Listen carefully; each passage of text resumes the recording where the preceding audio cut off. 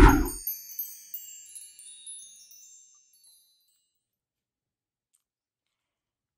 you guys, welcome back to my channel, and I just want to apologize because today I'm doing part 2 of my story time that I had. It was 3 weeks ago, but I was kind of under the weather and my voice was all messed up, and I'm still kind of like a little sinus issues and cold, but I'm better, so I can talk now. And as you can see, I'm having seafood today for our story time talk. And I want to continue my part 2 of my story time from before about Amber. Now, if you haven't watched part 1 yet, stop this right now because you'll be lost, and go back and watch part 1.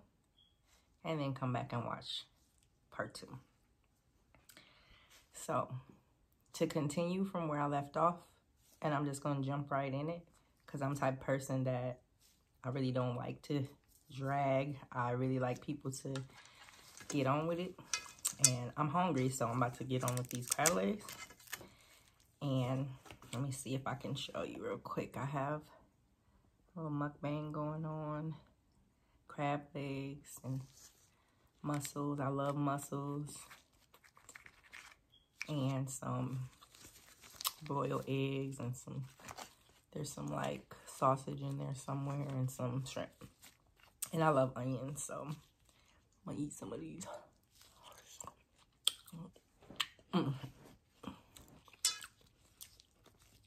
Okay, so getting right to it.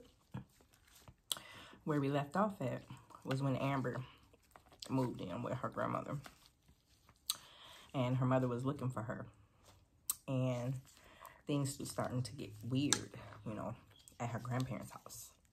And at this point, her mother didn't know, you know, where she was. She wouldn't think that she would have went to her parents, because one, she didn't even think that Amber would have known even how to contact them or get to them.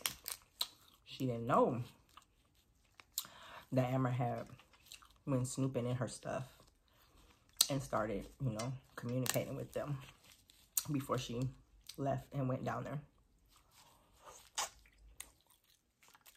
So, while her mother is looking around town for her, I'm trying to figure out, like, where would she have gone? Meanwhile, Amber, she, you know, she's meeting people. She met the neighbors.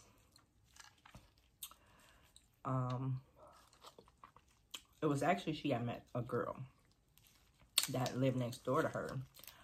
And when she was talking to the girl would tell her, like, my mom grew up with your mother.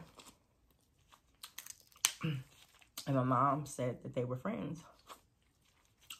And my mom, you know, was saying that she was surprised that your mom even, you know, let you come down here.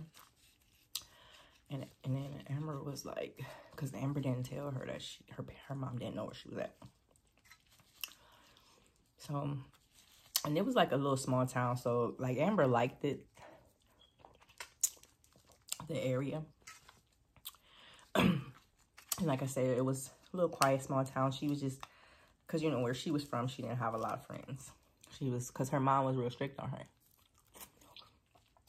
And she was enjoying, like, her little freedom, but she started noticing the grandmother is being the same way as her mom, kind of. And, you know, she wasn't acting like that before, so she was kind of like, okay, what changed? So, you know, she thought that was weird. But the girl had took her, because, you know, there they fish a lot and they have, like, carnivals. It was just like a really close little town here. Everybody knew everybody. So she took her to this little spot that she said her mom and her mom, Amber's mom, used to hang out and just go there just to get away, talk about stuff. And she said a lot of people fish here, you know, but she said this is the side that I go, because a lot of people don't go over here. But she's like, but you got to be careful, because when they were walking, it was like this little ravine thing. And she said, but you have to cross it, because, like, I guess in the water, there was like a rock in the water, like the water, you couldn't see the rock, but she showed Amber where she can step to get across, you know, to the other side. She was just like, be careful, because, you know, if you step on this side or this side, you're going to fall in. She said, you have to step right here. And she showed her how to remember if she was to ever, you know, come on there and want to get away and get to the other side. And on the other side was like this little island thing that they would just hang out on. So they went over there and they fished and they talked and stuff. And the girl was like 2 years younger than Amber. But she, you know, was mature for her age and stuff. So Amber didn't have a problem with her. They was actually becoming really close. So after they left there, she took her and showed her around town. And the grandmother is calling her phone. So she answers, and the grandma says, well, we're having dinner at such time, so, you know, you need to be back. And she's like, I'm not really home. She's like, no, you need to be back at this such time. So she's like, okay, whatever.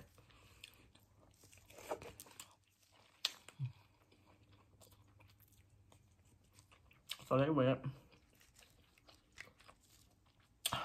to this little coffee shop that she showed to Amber, and she said that's like one of her little favorite spots to go to get a frozen night, you know, frozen coffee. And there was this young man, I won't say boy, but he was around Amber's age, and he worked there. And so Amber thought he was nice looking. So I'm like, you know, he's cute. So he was nice, you know. He waited on them, and they talked briefly. And the young girl, her name was Julie. Julie, you know, introduced them. And, you know, they talked or whatever. And I'm sorry if I'm smacking. I'm like really, really hungry. Really hungry. I waited so long to get some food in my stomach. So Emma went home to her grandparents' house that night, and grandmother kind of, you know, explained to her that it's real important that you know, tell us where you are. You know, you're new here, you don't really know anybody, and you need to be focused on school. But Amber told her, like, I am going to focus on school, because she's in college now. She said, but I still want to, you know, have friends. She said that was the reason why she left from where her mom was, because she never really had friends, because she could never really do anything. And her mom was so hard on her. And she said, the grandmother was like, if I reach out to your mom, you think, you know, or maybe could you call her? And Amber said she don't want to be involved. And she said she was scared too that her mom would come and get her. But she said that when she was ready, she would tell her mom where she was at. And she said she wouldn't wait too much longer because she didn't want her mom to like worry too much. She just wanted to have a peace of mind right now. So the next day, Amber's out and she stops by the coffee shop so she can see the boy. And he's there, he's working. And, you know, they're talking and they're enjoying themselves. And, you know, he asked her, like, if they want to hang out sometimes. And she's like, yeah. So then the door opens and this guy comes in. And he's like, oh, you know, that's the boss, that's the owner. You know, he said, let me act like I'm doing some work. So the guy comes in and he speaks to everybody. This guy. And while he's talking to, you know, the workers, employees, he had a little girl with him. And the little girl, she was about 9 or something, 9 or 10. She's looking at Amber and she's like, I like your hair. And, you know, Amber's like, thank you so much. You're a very pretty little girl, you know. And she's like, thank you. And the little girl's just smiling at her and, you know, small talking with her. And then the dad notices that the girl, his daughter, is talking to Amber. And he's like, hi. He's like, I'm sorry, she's, you know, real friendly. He said, I've never seen you around here. He said, this is a small town. And, you know, everybody pretty much knows everybody. Did you just move in town? And she was like, Amber was like, oh yeah. She said, I go to college here though. And he said, well, congratulations to you. Are you liking it so far?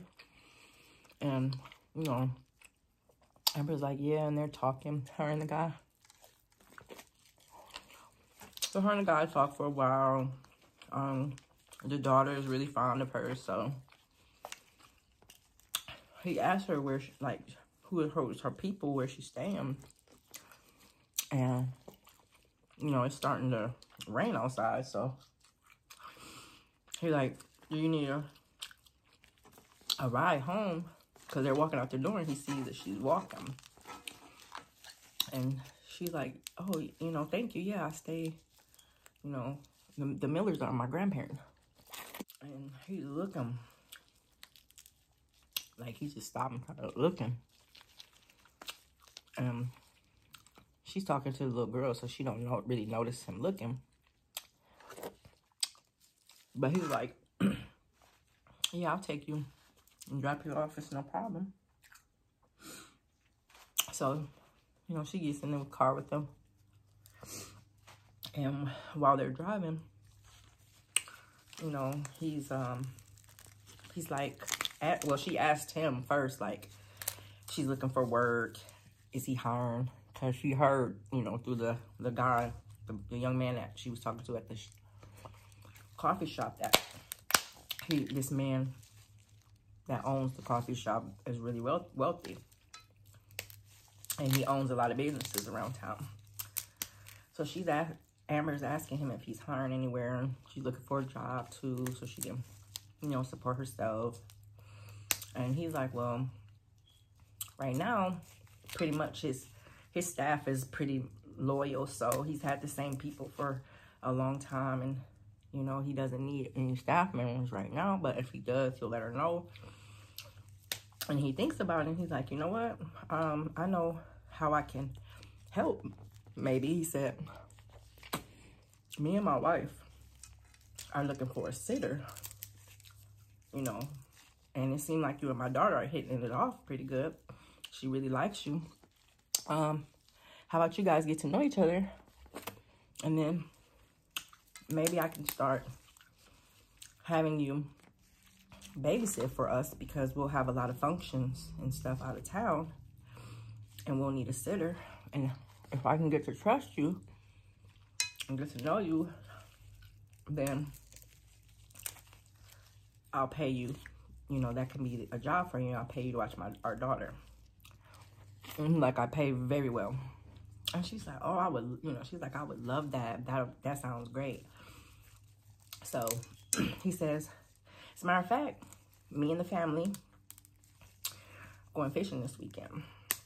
He says, so maybe, you know, Saturday I can come and pick you up around noon. And you can come hang out with her. And the daughter's all happy, you know, yeah, you know, that would be so fun. In the back seat. And she's like, oh, I would love that. She said, yeah. She said, absolutely. And, you know, she was like, thank you so much. So he drops her off at the house. And it's raining, so she runs in. And, you know, grandma's not there. So the grandma doesn't know what time she, you know, got home or whatever. So she, you know, went by the neighbors next door, the girl that she hangs around, and she tells her about her day because her grandfather had told her that the girl came by looking for her. So she went over there. And she's telling the girl that she went to the shop to see the guy that she likes. And she ended up meeting the owner of the coffee shop. And he offered her a job on babysitting his daughter. And she's like, as a matter of fact, you know, I'm going to hang out with them this weekend. And she's all happy because, you know, she knows this guy, you know, got money and stuff. And she's going to be working for this rich family. And she's like, I think your grandmother works for them. And she's like, oh, well, I'm not ready to tell her right now. Because she was scared of what her grandmother might say. Because she had mentioned she wanted a job a couple of days back. And grandmother totally, like, blew it off or whatever. Like she didn't hear her. And she said she's thinking about really saving her money up and just getting her own place. So she didn't really want them to know that she was going to be working.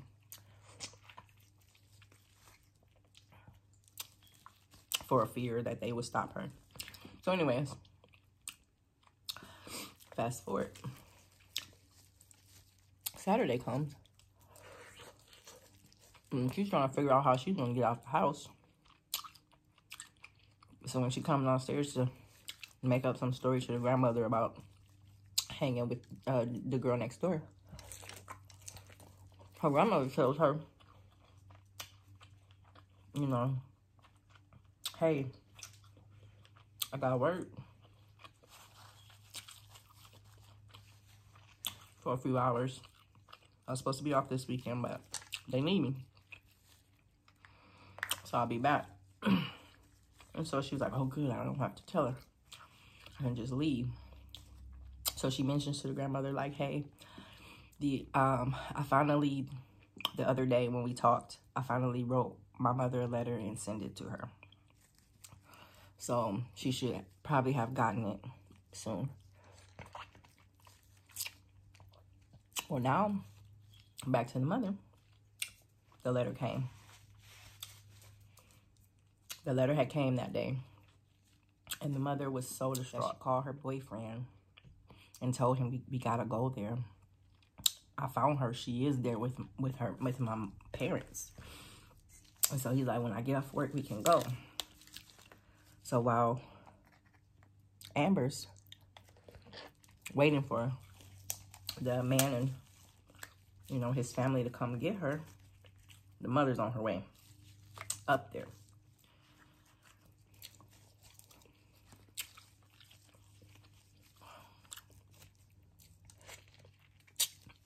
Hang on.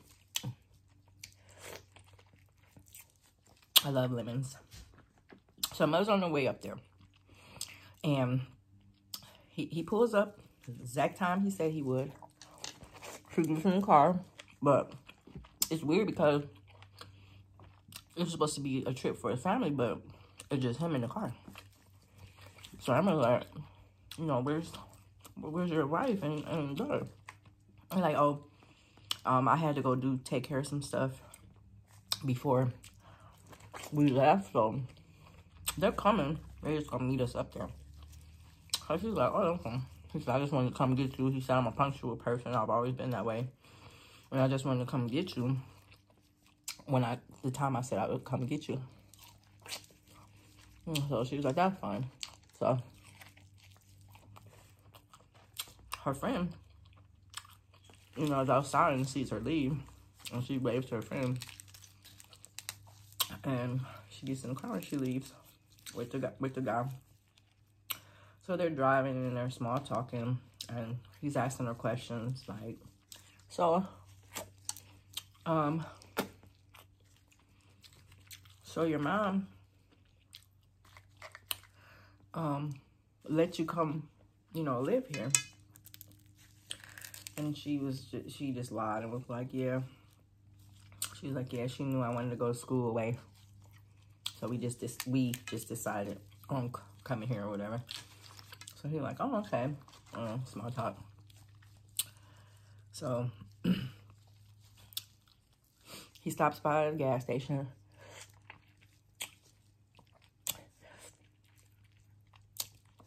And he asks her, do she need anything or whatever? And she says no. So she's just in the car. And she sees him talking to this guy. And, they kept looking over at the car at her. And she said, that's weird, you know? Like, she's just, like, talking to herself. Like, that's weird. Because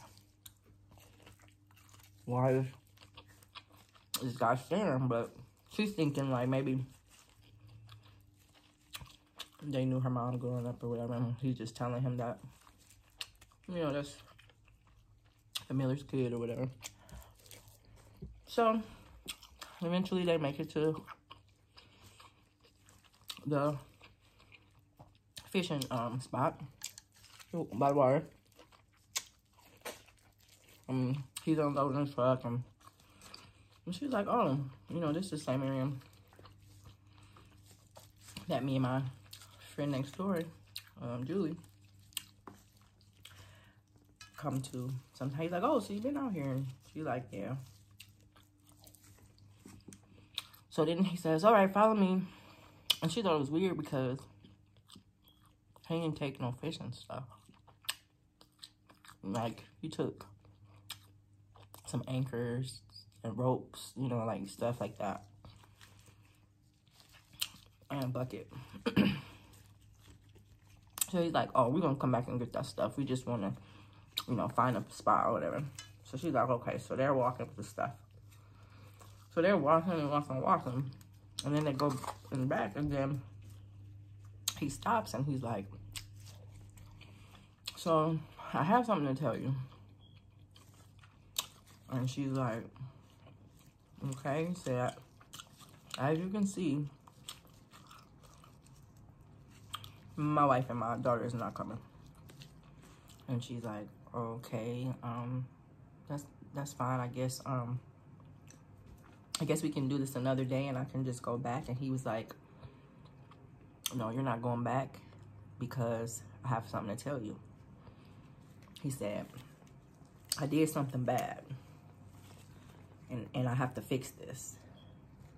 He said, I did something bad and I have to fix this because why did it come back to haunt me? And she's looking like, what is he talking about? And she's like, he's just getting all nervous. He's looking around, make sure nobody's out there. So now she's like, oh my God, I need to like, run. What is wrong with this dude? So she thinks to make a mad dash, but he grabs her. And he ties her hands behind her back. And he puts, like, duct tape on her mouth so she can't scream.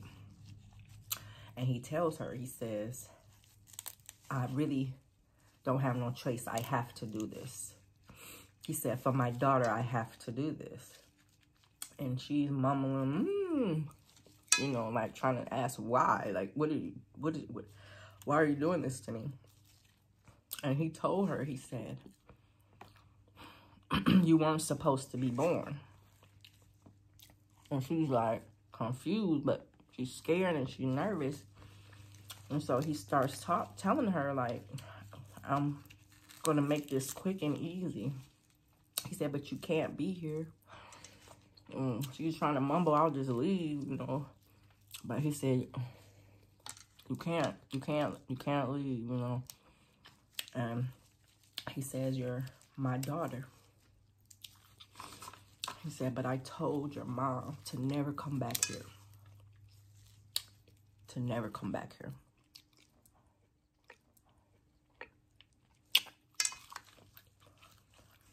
So he starts getting the rope. And while he has his back turned to get the rope, she takes off running. And she runs towards where her friend, you know, had shown her that they hang out at. That's the only place you could think to go because they were so far back.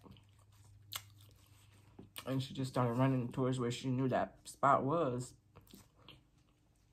And he's running after her. So she runs.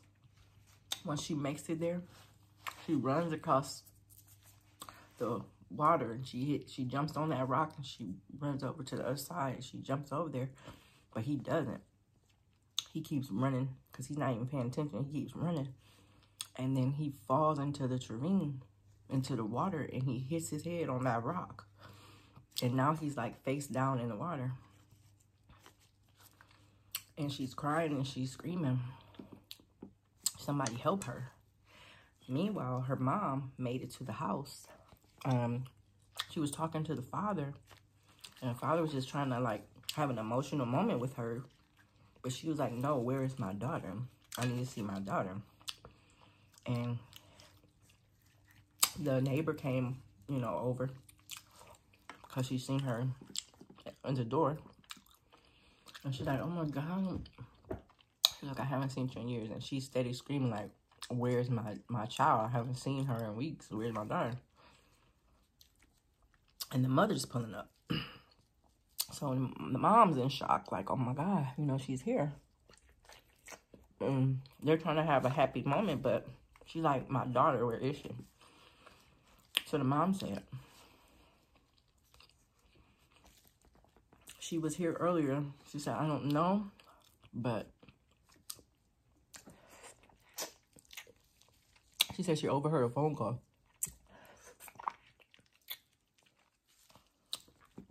And she came home because she felt like something was wrong. And the little girl said, I remember her telling me that she was going to fishing with the guy. And he was like, what guy? And she said, the guy who owns the guy who owns the coffee shop with the black truck. He picked her up this morning, and him and his family was going fishing. And then the mother just like lost it. And she was like, do you know where they were going? She was like, no, well, there's only so many, you know, fishing areas. So they all jumped in the car and took off. So now Amber's in the water. And he actually moves and he gets up. Well, he's trying to get up. He's not all the way up. But as he was coming towards her, like swimming over there towards her. Once he got by her, she like kicked him in his head so hard. And he fell back into the water. And she was trying to get the ropes from off of her hands. Back over because he was right there. But she couldn't. So she's there for a minute, you know, struggling and crying. And then she know, she sees cars pulling up. And she starts screaming, help me, you know. And she's screaming.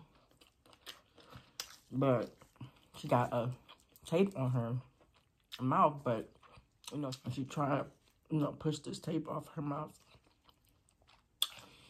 And then she hears her mom calling her name. Because they see his truck. So they know that they're out there.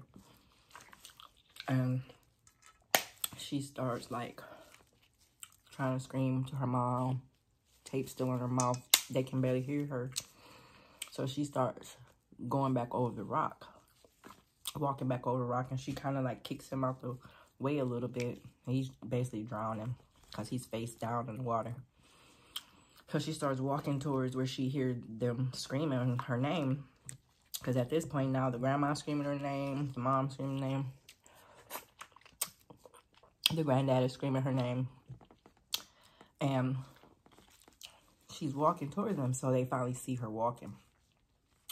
And then she's finally getting the tape off of her mouth. And she finally screaming, Mom, you know. And Mom just like started running towards her. And she's like, why? She's like, why would he do that? You know, he said he was my dad. And her mom's just hugging her and you know, trying to take the tape off her and see if she's okay. And take the ropes off of her. And they're all just like hugging her, like, are you okay? And they're like, where is he? And she's like, I'll have to explain to you, but where is he? I need to know now. And she's like, I don't think she's shaking her head. And so she's looking over that way. So they start walking over that way. And they see him just floating there. And for a split second, they thought to help him. But then the mom grabbed her dad's arm and was like... And then they thought about it. And so they just called the authorities to come get his body. And so they didn't choose to save him. So she asked her mom, I don't know what's going on, but you need to tell me. Because he tried to kill me. And he kept saying that I'm not supposed to be here. What was he talking about? So her mom, you know, she starts crying. She's like, I'm so sorry. She was like, that is your dad. She said, that man raped me. That man raped her when they were, they were around the same age, the mom and him. So when they were in college, he raped her mom. And he had a girlfriend, which is now his wife. And his family is so wealthy that him and his dad didn't really get along. And so his dad had a will. And the will skipped him and said that the most of the wealth, like the businesses go to him, but the wealth that his grandfather had, with all the royalties and everything, would go to his son's firstborn child, which would be Amber. And the son knew that even when he was younger. So when he found out after he raped Amber's mom, he produced a child. He didn't want his girlfriend, which is now his wife, to find out. And he also didn't want Amber to have that baby. Because he said if she does, he was going to kill her. So he told her it was smart if she get rid of it. So Amber's mom decided to leave town and never come back for the safety of her baby.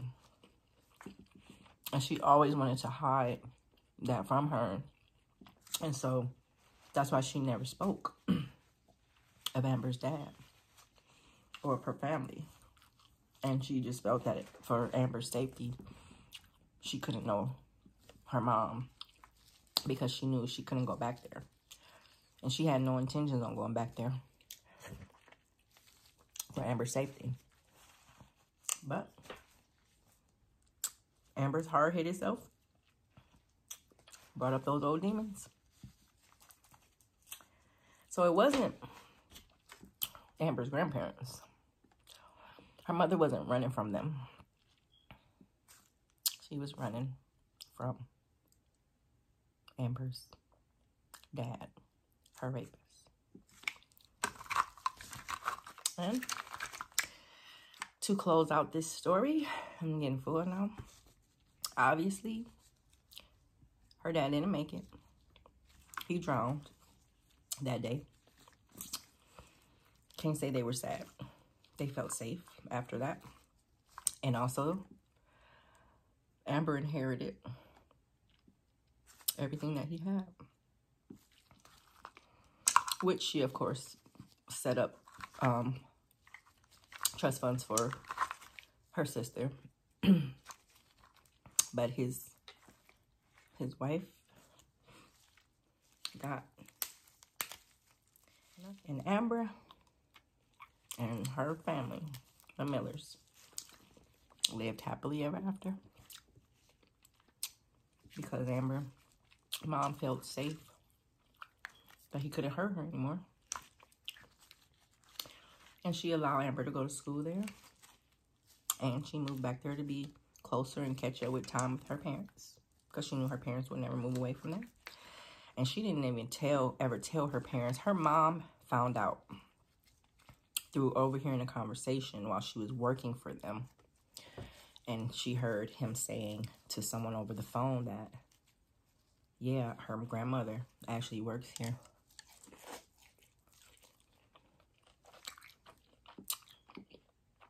But I gotta figure out a way to handle this situation with this girl before everyone finds out. And so the mother kind of like was just putting two and two together. But they were scared. Long ago, Amber's mom was scared to tell her father because she felt like her father would be in prison for doing something bad to him for raping her.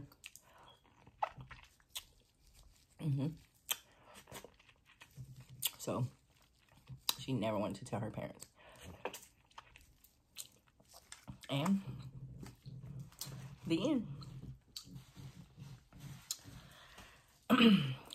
Sorry for all the smacking, but I do smack. I'm gonna go clean up this mess.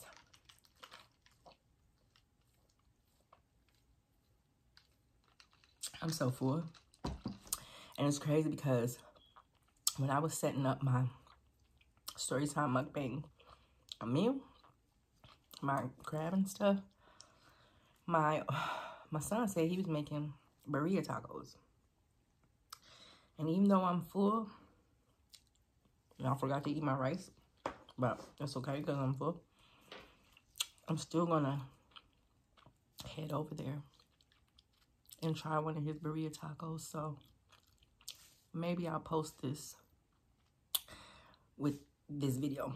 Maybe I'll post me trying my son's burrito taco, even though I'm full. By the time I get over there, I should have a little room left in my stomach to just try his tacos because I love food, y'all. And even though I'm full, because Lord knows I'm full, because I ate pretty much all of this. I don't know if you can see, but it's gone. Whew. So I'm going to close out this. And again, I hope you enjoy my story time. And